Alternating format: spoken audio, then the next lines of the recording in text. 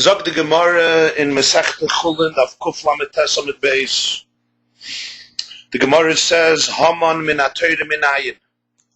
What is the source of Haman in Torah? And the answer is, it's in Parshas Bereishis, Hamin ha'etz.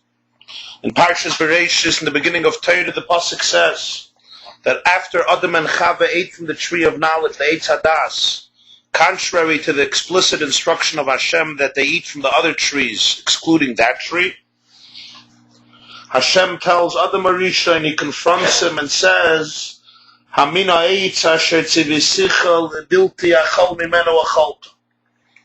Is it true that from the tree upon which I have commanded you not to eat, from it you have eaten? Hamin, which is from, Hamin ha'etz, is it from this tree, Hamin ha'etz asher tzivisicha lebilti achal mimeno achalta? The word Hamin has three letters, Hey, Mem, Nun, Hamin, the same letters like the name Haman. So Haman min ha-Torah min ayin, what's the source of Haman in Torah? It's this pasuk Hamin ha'etz. And then the Gemara discusses the source of Esther in Torah and the source of Mordechai in Torah.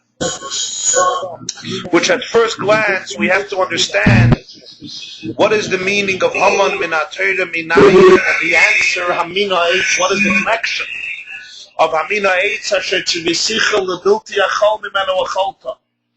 Eating from that tree, have you eaten? What is the connection to Haman? Obviously, we must say that the connection is not only random.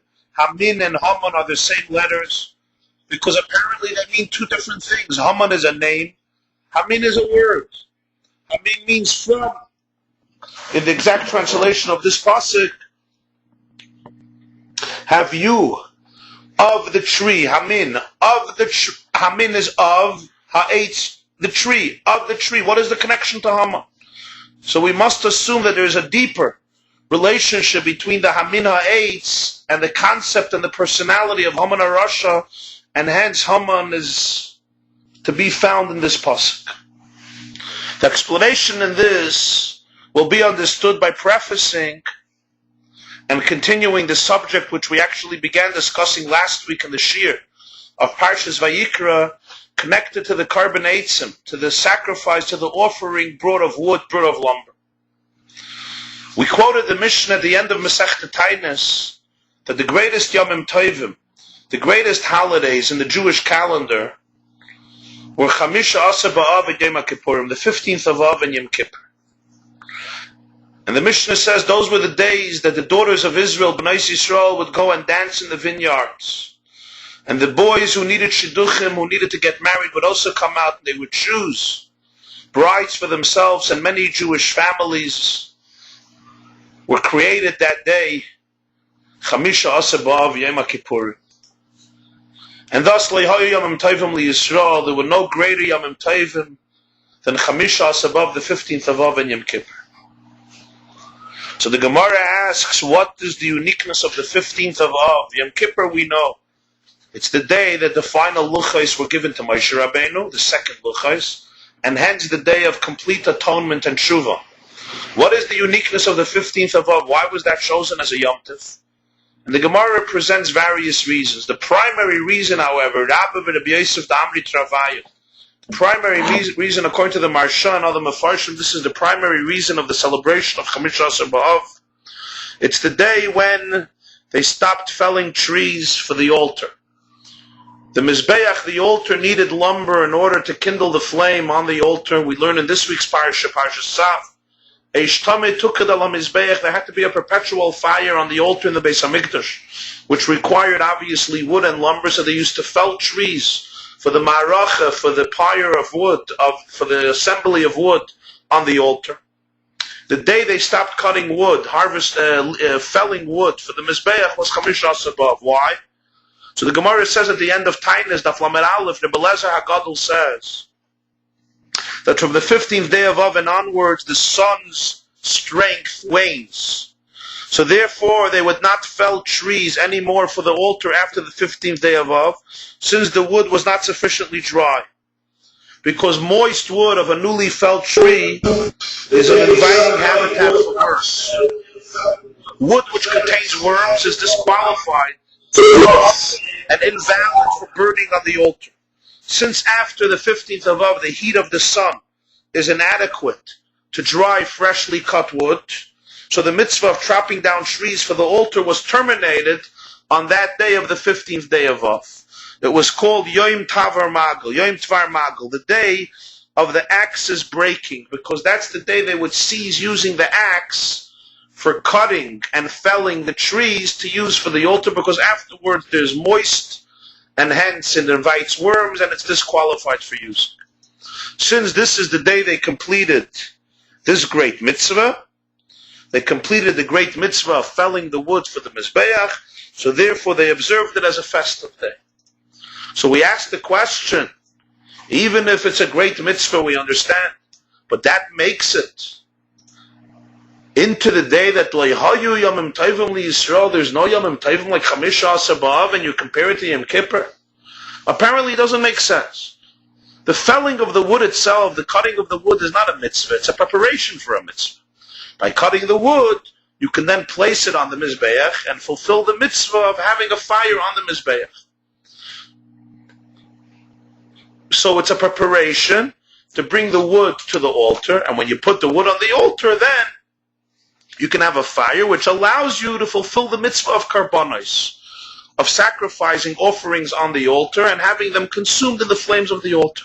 So it's essentially a preparation. In order to have a mizbeach with lumber, with a flame, you need to go to the forest or wherever a tree you're going to and cut the wood. So sacrificing the karbanos themselves, which is the ultimate objective, or even kindling the flame on the Mizbeach, that did not become a Yom Tov. In fact, that happened every day. What is the Leihayu Yomim Tovim Li Yisrael? What constitutes and becomes the greatest Yom Tov throughout the Jewish calendar compared to the holiest day of the year, Yom Kippur? The day in which they went to the forest to cut the trees. What is the meaning in it?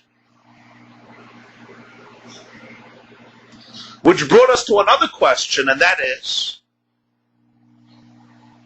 that we know the Gemara tells us in Taanis, the Mishnah and the Gemara tells us in Taanis, that there were families, private, individual Jewish families, who had a private Yom Tov because on that day, on a particular day in the year, they used to donate the lumber, the wood, for the Mizbeach and the Beis HaMikdash.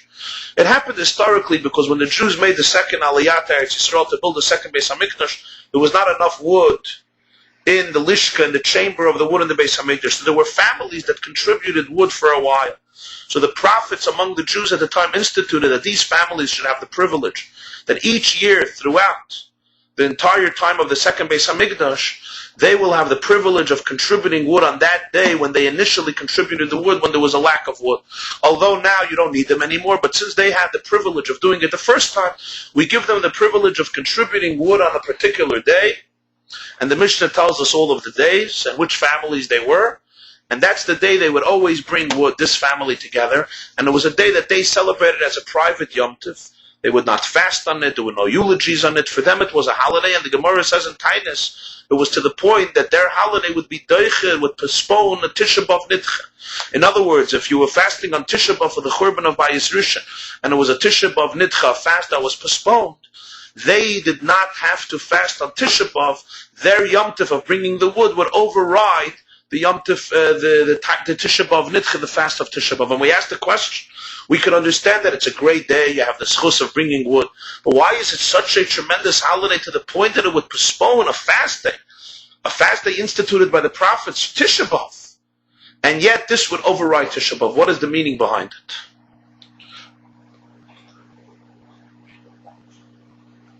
And of course, what is the connection between all of this and the fact that on this day, the Bnei Yisrael, the daughters of Israel, would go out, yoitzis v'chaylos b'kramim, they would go out to dance to create Jewish families. What is the meaning in this entire process? These were the questions that we raised last week in the Shir. And we began to explain them, but today we're going to take it a step further.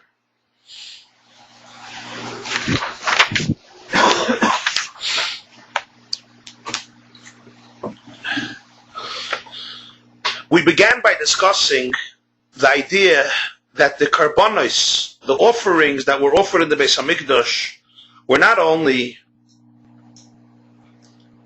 physical sacrifices of animals or grain, or flour or matzah that was burnt on the altar, but they actually, as the Ramban makes it so clear in Parshas Vayikra, they embodied a spiritual and emotional experience of the Jew and the human being offering the sacrifice.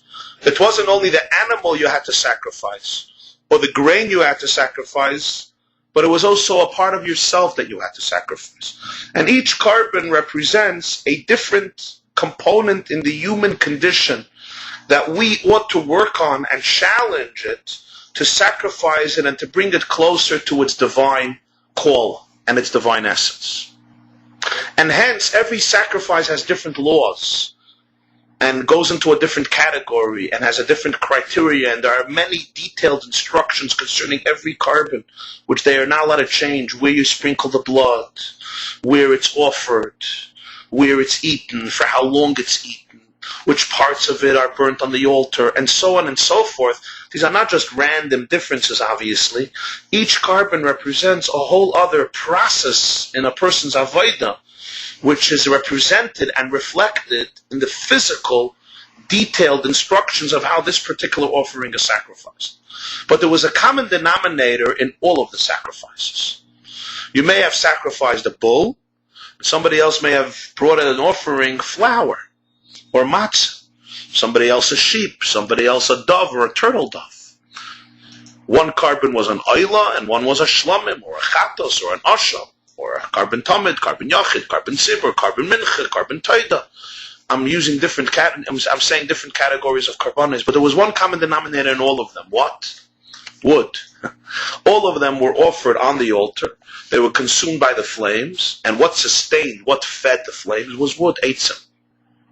So the Rebbe, in one of his sichos, in Parshas Vayikra, explains, it's in Likutei Sichos, volume 22, that the wood represents the idea that in every carbon, in every process of work on ourselves to bring ourselves closer to Hashem, what is necessary is not just working on a particular faculty or characteristic or pattern, struggle, addiction, flaw, sin, transgression, but in addition to that, what is necessary is a general commitment of the very I, the readiness of the I, of the essence of the human being, that I want to be in a relationship with truth. I want to engage my life with God. This is not a particular process working on a specific element of your life. It's a general commitment and dedication from the very essence.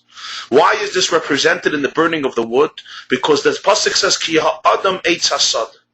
The human being, the very human being, is compared to the tree of the field. So when the wood is being consumed on the altar, it represents the very essence of the human being. And then there are the other aspects of the carbon. There's a bull, and there's a goat, and there's a sheep, and there's flour, and there's matzah, and this is in this way, in this fashion. That's the individual work that has to be done. And as I gave the example, which I think is a good example, in a marriage. Many marriages need help. The husband or the wife or both have to fix different details in their relationship with each other. But in order that these should be successful, this work should be successful, what is necessary on both ends is a general commitment that the very eye of the man and the very eye of the woman is interested and is committed to the marriage. They're committed to each other, they're committed to make it work. If that doesn't happen, all the details, you speak this way and you communicate this way and you don't demand this and you don't demand this and you compromise on this and you compromise on this, will be ineffective if they're lacking that general commitment of the very I am really interested in this marriage. I am dedicated in my essence to this institution. I see the value of this relationship. It's, by the way, what is lacking in so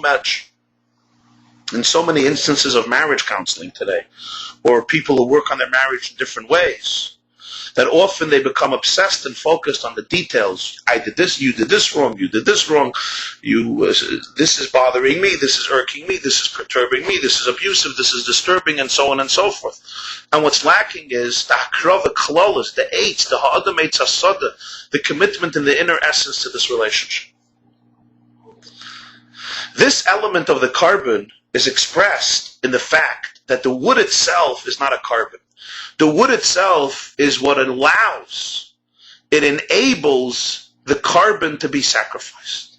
It allows the carbon to be consumed in the flames of the altar and become, as the pasuk says, a reach nichayach l'Hashem, a delightful aroma to God. The wood itself is not the carbon. The wood is not a carbon. The wood feeds the fires on the altar. And then the Kohen places on the fire, or in the fire, he places parts of the animal, or the grain, or the matzah. So the eitzim enable something else. They enable another substance to become a carbon. What does this represent in Avodah, in the person's emotional and spiritual work? When you are truly dedicated to somebody or dedicated to something, to a cause, it is not so important for you to be the captain of the ship, to be the one who's taking the credit, to be the one who's experiencing the accomplishment and the achievement and the reward of the accomplishment.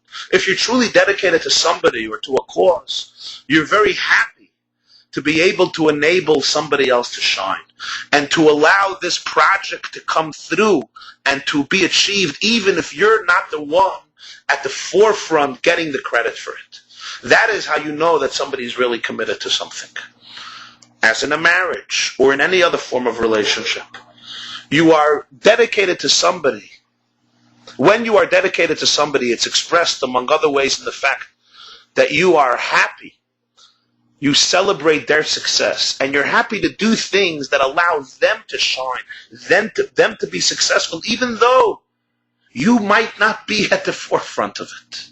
And that's a very important quality in life, in relationships, in a marriage, in education. It's critical: education of children, education of students, and all types of friendships. Can you really allow somebody else to shine? That is why the wood doesn't have to be the carbon. The wood creates the flame that allows something else to become the carbon. The wood itself allows itself to be consumed without feeling, I am the reach nichayach l'Hashem. I am the carbon that becomes the sacrifice that ascends. We don't say that about the wood. It doesn't ascend. It gets burned on the altar. But it's happy to allow somebody else to ascend. But yet, this is only stage one. And this stage is a very valuable stage. And now we understand why the day that the families used to contribute wood for the Mizbeach is a special Yom Tov. It's a special day. We ask, why is it so great? What is so special about that? It's not even that they're bringing a carbon, they're just bringing wood, which allows other Jews to bring a carbon.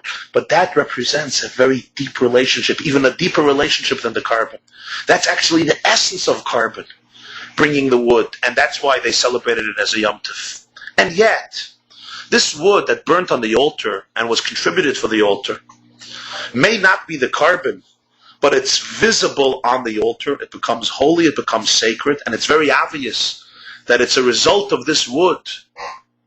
It's as a result of this wood that the flames can ascend and can consume the carbonos. So although the wood is not the carbon, but the link between the carbon and the wood is extremely noticeable. It's conspicuous and manifest for all to see. If you come to the altar, you see there's a fire. Who's feeding the fire? Who's allowing the passion to consume the carbon and make it a reich nechayach? It's the underlying wood. So the wood may be consumed and it's not getting a carbon, but at least it's getting credit for not getting credit. And then there is the wood in the forest. The wood in the forest, when it's being cut, is totally disconnected to the carbon at the moment. There's no visible connection between the two. This represents a person who doesn't need to get credit for not getting credit. Their relationship and their contribution is invisible. It's anonymous. This represents even a deeper dedication, a deeper commitment, where my total I is truly dedicated to a cause. I totally transcend myself. I need not get credit even for the fact that I'm not getting credit. And this is also true in a relationship. When you're truly dedicated to a person, you don't even need them to know that you were behind their success. Not them to know, and not somebody else to know. Because you truly care. And what matters to you is the cause. What matters to you is the person. So you go to the forest and you cut wood. You're not bringing it to the Mizbeach. You're not enabling another carbon to happen. You are not even a carbon yourself. You're not even enabling a carbon. At this point, you're in the forest preparing the preparation. And yet, one does it with joy. This represents a transcendence beyond the self, and this becomes the greatest Yom Tov in Jewish and Chamisha Sabav, similar to Yom Kippur. What is Yom Kippur? Yom Kippur is the day of Yechida L'Yachmach, when the essence of the Jew, the oneness of the Jew with God, emerges. What is similar to Yom Kippur? Chamisha Sabav, expressing itself in the cutting of the wood in the forest.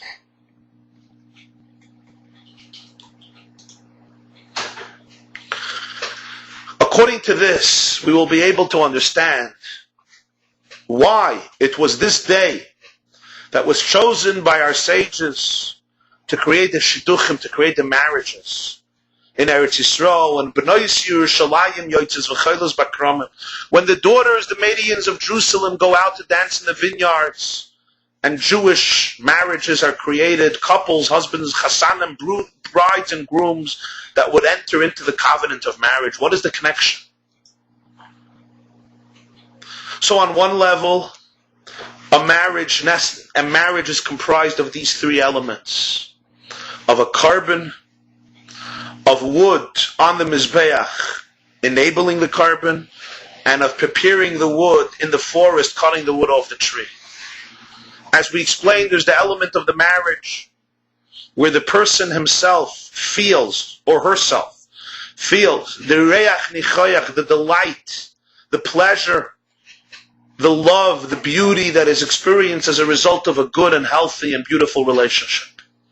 True, every marriage demands sacrifice. A relationship requires sacrifice. If you're selfish, if you want to exist in your own orbit and in your own terms, you're not ready for a relationship. You need a carbon. We all remember the Gemara at the end of Gittin. The Gemara says that Kol HaMegarish Ishto Yishayna at a get, when a man divorces his first wife, Mizbeach Moira the loved mois. The altar weeps, the altar sheds tears. Why the altar? Why the Mizbeach? Why not the Aron? Why not the Shulchan? Why not the Menorah? Why the Mizbeach? The answer will become even clearer soon, but the first level in the answer is the Mizbeach understands the value of a carbon of sacrifice. It knows what a sacrifice does, how a sacrifice is sometimes the most ennobling thing in life. It allows you to transcend yourself. Not a sacrifice that causes you to be abused. A sacrifice that allows you to go beyond yourself and experience another person. And that's the Reach Nichoyach. You may lose yourself down here, but you ascend to another level, you become a delightful aroma for God, and you experience the elevation and the transcendence that happens when you put yourself on the side and you merge with another person. That's one level.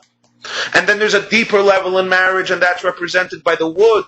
The wood is not the carbon, as we said. The wood enables somebody else to be the carbon. And these are the moments where you put yourself aside, allowing somebody else to thrive, allowing somebody else to feel the joy, even though it's not about you. It's not even about you feeling the love or the romance. It's all about allowing somebody else to thrive. And then there's even the deeper level, the cutting of the wood in the forest, where your contribution is invisible. You're truly dedicated to the other person. Which, according to this yesod, to this foundation, let's re-examine the end of Masechta Tainis. The Gemara says that there were three types of girls, there were three types of daughters who would go out and dance in the vineyards. And the Gemara says, Daf Lamed Aleph, there were the Meyuchasos, there were the Yifyifos, and the Meyuchasos and the Mechuaros.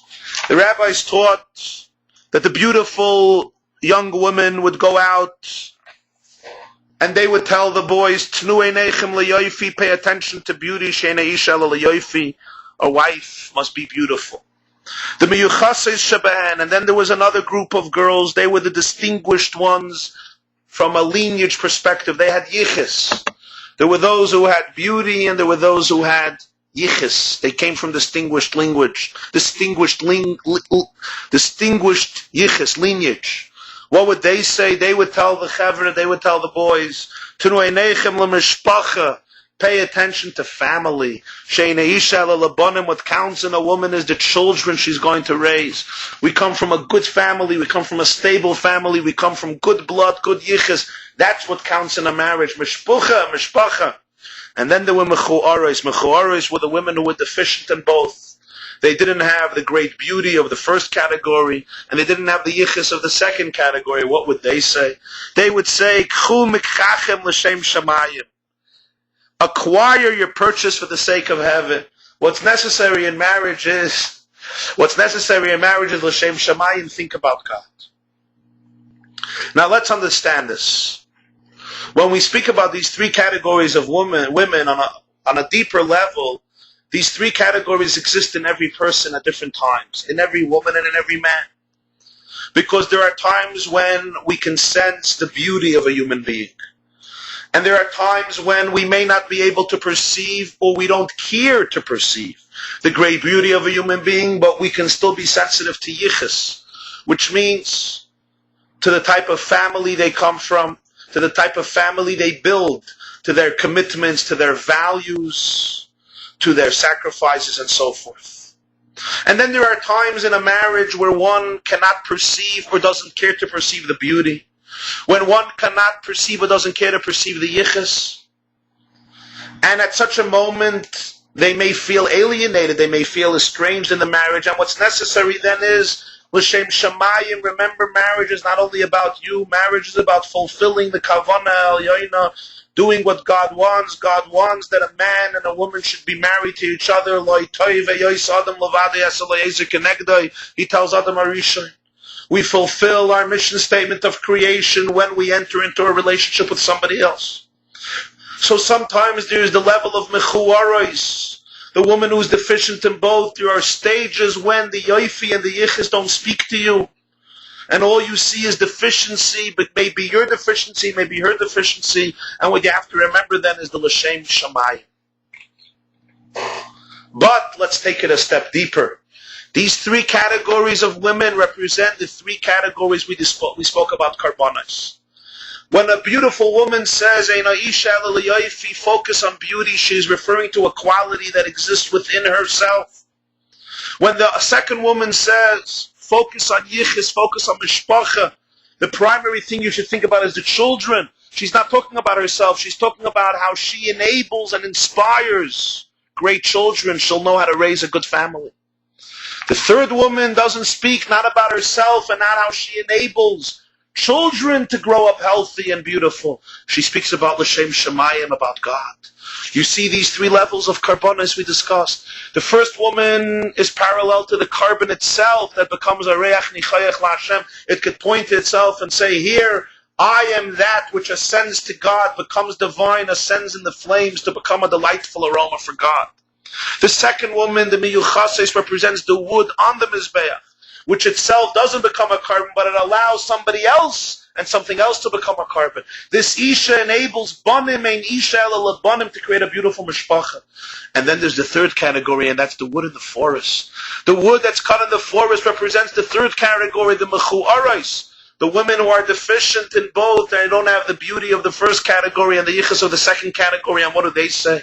They say in a marriage what you need primarily is k'chu mikchachem l'shem shamayim. In a marriage you have to have yirah shamayim. You have to be dedicated not to yourself but to Hashem. That represents cutting the wood in the forest.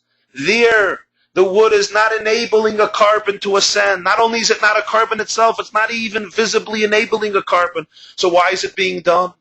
What's the simcha of cutting wood? The simcha of cutting the wood is that when you're dedicated truly l'shem shamayim, it's not about you.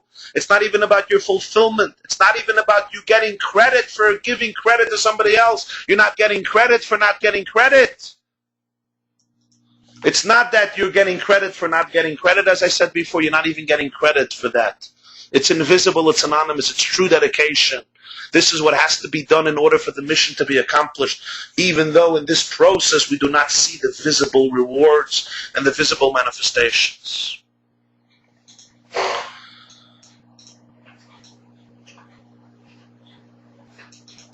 So now we have it connected. What was the Yom Tov of Chamisha Asabav? They stopped cutting wood. They finished this great mitzvah and they appreciated the great mitzvah. What's the mitzvah? It's cutting of the wood, which represents the deepest element of the carbon, which is expressed in the marriage, because marriage needs all of these levels, with these three categories of yafifos, yafifos, the beautiful ones, the meyuchasos, and the mechuaros. Which explains even deeper the Gemara in Gittin that during divorce, Mizbeach were the loved Mayas, the Mizbeach sheds tears. Because who more than the Mizbeach understands the connection between the Mizbeach and marriage relationships, which is why it was the day when they finished cutting the wood for the Mizbeach that was established as the day of Shidduchim B'nai Yisrael, and that's why it's the Mizbeach who appreciates what a marriage is, what a carbon is on all three levels discussed. The first level and the deeper level and the deepest level, the carbon, the wood, enabling the carbon and the wood in the forest. This is why the Mizbeach sheds tears when it realizes that here there are two people who were incapable or unwilling to make the sacrifices to allow their marriage to work and to blossom and to become what it's capable of becoming. Especially, we understand the Yom Tov of the families that contributed the wood. And you know, which family celebrated the first Yom Tov after Chamisha Asar B'Av? So the Mishnah tells us in kindness that there was a family that celebrated Chof Av. The 20th of Av, the 20th day of Av, there was a family that contributed wood the first time. And each year on Esrim B'Av, on the 20th of Av, they would contribute wood again. This was the first family who gave wood after Chamisha Asar B'Av, and this is significant. Why? The families that gave wood before Chamisha Asar B'Av, they went to the forest, or they went to their trees and their orchards, they cut wood, and immediately they dedicated it to the Beis HaMikdash, and it became holy. So there may have been only a few minutes between the cutting of the wood in the forest and making it hektish. In fact, it could have been done momentarily. They felled the wood, and they said, this is hektish, this is for the Beis HaMikdash, and they brought it to the Beis HaMikdash. Unlike the family that brought the wood on Esrim B'Av, they couldn't make it hektish that day because it had to be cut earlier. I mentioned that you couldn't cut wood after Chamisha Asar B'Av, so they had to cut the wood earlier. So what was the wood doing those few days? The wood was chulin, the wood was mundane. They couldn't make it hektish right away, because if they make it hektish right away, then they would not be bringing the wood on the 20th of Av, because it already became the property of hektish. So for a few days, it just remained in their home as mundane wood. It wasn't holy. It didn't have the visibility of holiness. This represents the true carbon. The true carbon is you don't need to have the visibility of holiness. What you are dedicated is the commitment, the dedication, even though we don't see the holiness in you. You're really connected. And nobody has to see it. Which family gave the wood on Esrim B'Av? So the Mishnah says, B'nai Pachas Mayav ben Yehuda. The 20th of Av was the turn of the family of Pachas Mayav of the tribe of Yehuda. Who's Pachas Mayav? Pachas means the leader, like we have in the Megillah, Pachas, of Mayav. So there's an argument between Reb Meir and Reb Yosi. Reb Meir says it was Bnei David ben Yehuda. It was descendants of David, the son of Yehuda. Reb Yosi says, Heinei Bnei Yoav ben Sruya. It was the family of Yoav ben Sruya. What's the connection to Mayav? So we understand, David's great-grandmother was Rus. Rus was a daughter of Mayav. She Rus HaMayaviyah, and then she converted. And she came back to Eretz Yisrael with her mother-in-law, and she ultimately married Boaz, and from that marriage came David HaMelech. Yoav ben Sruya, so we know that Sruya was David's sister, right? Yoav was David's nephew. So Yoav ben Sruya was also a descendant of Rus. So that's Bnei Pachas Mayav. So we have like this. According to both opinions, it's descendants of Rus. The question is, was it David's family or was it Yoav's family? Was it the descendants of David? Was it the descendants of Yoav? Zok the Rebbe, the Gemara says in Sanhedrin Daf Mem Tes that Ilmalei David Isaac B'Torah le'asa Yoav Mulchama el Mala Yoav asa Mulchama le'asa David B'Torah, which means David and Yoav fulfilled two roles in the journey of the Jewish people. David HaMelech used to sit and learn Torah all day. Yoav ben Sruya was the military genius, the general who fought the wars. So the Gemara says that if David HaMelech would not sit and learn Torah all day, Yoav, his nephew, would not be able to be successful in his wars. And conversely. So here we have again three levels. Milchama, loichem has the same etymology like the word lechem. The karbanos, the offerings, are called lachmi leishai, my bread that comes on the fire. In fact, the karbanos are seen in Kabbalah as a milchama, as a war, because it's the idea of taking the animal, representing the animal in the person and sacrificing it to God. That represents a conflict. You have to fight often with your instincts and habits and addictions to sacrifice them to God. It takes a war and a struggle and a conflict. And then taking out the blood and sprinkling it on the Mizbeach, which represents taking the passion of the animal and giving it away to the Almighty. Which is the reason that it says in Zohar, Shas Tzloisa Shas Krava, the time of davening is a time of war. Davening is our substitute for karbanos, for sacrifices. That's why we have three tefillos, Keneged the daily karbanos, as the Gemara says in Brachos in the 4th chapter. So Shas Tzlois, the time of davening, is a time of war. So Yoav's connection to Milchama represents the level of a carbon. Yoav is the carbon that's consumed on the altar, like the animal consumed on the altar. David HaMelech, who learns Torah, is like the wood which enables the carbon to happen. As the Gemara says in Sanhedrin, if David would not learn, Yoav could not fight the war. So David is the fire, David is the wood that feeds the flame, the passion, the eish, that allows Yoav to go and take the bull by its horns, politically and physically and spiritually, to go out and conquer the nations, in other words, to take the negativity of the world and redeem the sparks and elevate it to God, to take the animal and sacrifice it to God. Who allows that to happen? It's David, who sits in his palace and sits and learns Torah all day. That's like the wood. It may not get the credit of winning the war like Yoav, who's out there in the field in an open way, but behind the scenes it's what allows the flame to continue to burn and kindle and hence consume the carbon and make it a reach nichayach lachmi leisha. But the Mishnah says both of them, whether it's David or Yoav, it's Bnei Pachas Moav, they come from Rus. Rus was not a carbon on the Mizbeach. Rus was not even wood on the Mizbeach. Rus was a lonely, broken, impoverished woman who grew up in royalty and gave up everything. When she was in Moav following her mother-in-law, Rus didn't know that we would read Rus on Shavuos. Rus didn't know that thousands of years later there will be hundreds of shiurim about Rus. Rus will have her own name, Megillas Rus in the Tanakh, that Jews would discuss and learn and internalize and become inspired from. Rus didn't know that her words to Naomi were immortal. Eloikayich, Eloikai, your God is my God. Where you dwell, I will dwell. Where you die, I will die. Where you buried, I'll be buried. Amechami velekayach elekai, your nation is my nation, your God is my God. Rus didn't know this. Rus was an impoverished woman in Moav. She was alone. But she was dedicated. Her essence was dedicated. She represents the wood in the forest. It's not yet wood on the Mizbeach that becomes Kedusha. This is wood that's not Kedusha. Esrim Ba'avid became Kedusha. In the forest, it's regular, mundane wood, and yet they went and they cut it with a simcha. This became a great Yom Tov and it pushed off Tisha B'Av. So you have in Esrim B'Av, which is the first holiday representing this level, you have here all the three levels. You have Yoav and you have David, and both of them ultimately are based on the sacrifice, on the commitment of Rus. And this is the three levels. Yoav is Maisa, Milchama, David is Limud. The Gemara in Kiddushin, Memtes Gadol Talmud, Shemei V'Lidei Maisa, and Rus is the commitment behind both of them, the very dedication of the eye. According to all of this, we'll be able to understand the Gemara in Chulin, Haman min ha-Torah minayin ha min ha'etz hazeh ha min ha'etz asher tzivisicha levilti achol mimenu achalt. And the explanation is Haman represents, he is the epitome of yeshus, of arrogance.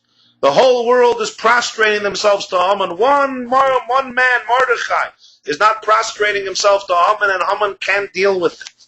Haman embodies the epitome, the zenith of arrogance, of yeshus, of gaiva, of a pompous arrogance that doesn't allow space for anybody outside of it. If Haman cannot conquer the whole world, he becomes disgusted in his own eyes. He must exterminate not only Mordechai, but Mordechai's entire nation. Haman minatayra minayin, where does this level of arrogance originates in Amina Eitzaz and Eitz Hadas. The Eitz Hadas is explained in Kabbalah and Chassidus and in many Sfarim, is the tree of self-consciousness. Das, self-consciousness. When Adam and Chava ate from the tree, they became self-conscious. Till that point, they were not self-conscious. They didn't feel themselves. They experienced themselves only as conduits for God. They were channels for God's will, and that's why they could walk around naked, because they weren't self-conscious, and therefore there was no room for corruption. Once they ate from the tree of self-consciousness, now suddenly they're confused. There's one part of them which feels itself as a conduit for God. There's another part of them which feels self-conscious. Hence the fragmentation in the human personality. Thus the first question Hashem asks Adam is Ayeka. Who are you? Where are you? And since then humanity has been in therapy. We're trying to figure out who we are. So the source of self-consciousness is in the Eitz Hadas, the Eitz Hazeh. And it evolves and it exists on so many levels. And on its lowest level, we have Haman, who takes it to its extreme, to the point where all else must be excluded, dominated, manipulated, and if we can't, get rid of it. On Purim, we try to eradicate Haman. On Purim, we must go away from Haman. On Purim, sagt die Gemara Megillah Daf Zayin, Amar Rav Chayavinish L'Psume B'Puria Ade Lo Yade B'Nor Haman L'Baruch Mordechai. On Purim, the person must reach the level of Ade Lo Yade. He goes out of the Eitz Hadas. We try to transcend the orbit of self-consciousness. I feel, I want, I experience, I need, I am not. Where the I is at the center, Ade Lo Yade. B'Nor Haman L'Baruch Mordechai. As Chassidus explains, you have to reach a level where the distinction between cursed is Haman and blessed is Mordechai is not based on yada, on your own self-consciousness. The distinction comes from a place which is beyond yada. You forget about yourself, not only about your physicality, you even forget about your own spiritual perfection. There comes a time you have to slaughter your own aliyahs and your own shleimos, the need to be shaleh. This is expressed in the carbon eitzim, Hamina Eitz. The carbon eitzim represents Ade Lo Yada. The carbon itself experiences its elevation. Even the wood on the Mizbeach experiences the fact that it doesn't experience elevation. It's letting somebody else. The wood in the forest doesn't experience anything. It's Ade Lo Yada. So that's why you go back to the wood, to the tree. Haman represents the Eitz Hadas. Once we ate from the Eitz Hadas, we can't run away from it. We have to go into the Eitz Hadas and transform it. We're self-conscious people. We have to take our self-consciousness and transform it. You have to transform Das. Ade Lo Yada. You transform Das. So these are the two Eitzim. There's the Haman Amina Eitz Hazeh Shetzivisicha. Amina Eitz Shetzivisicha L'Bilti Echol Mimeno Acholta. And in the Beis Hamikdash, the paradigm, the greatest carbon, the depth and the foundation behind all the carbonas was the same Eitz. It was the same Eitz. How do we know the same Eitz? Zog the Rebbe and Fabrengen. Gemara says in Tainis that the Eitzim that they would bring couldn't be from Ilani Paris. It had to be from Ilani Srak, Mishum Yishuv Eretz Yisrael. It had to be from trees that you didn't eat. The Eitz Hadas was forbidden to eat. So the carbon eitzim comes precisely from a tree that resembles the Eitz Hadas, because you have to transform it. How do you transform it? Through the carbon eitzim. The carbon eitzim represents the person going away from his or her self-consciousness, where they truly become conduits for God, and therefore you can be excited to be in the forest and cut the wood. This transforms the eitzim. It creates the Ade Lo Yada B'Nor Haman L'Baruch Mordechai. Have a wonderful evening and a very happy Freilich and Purim.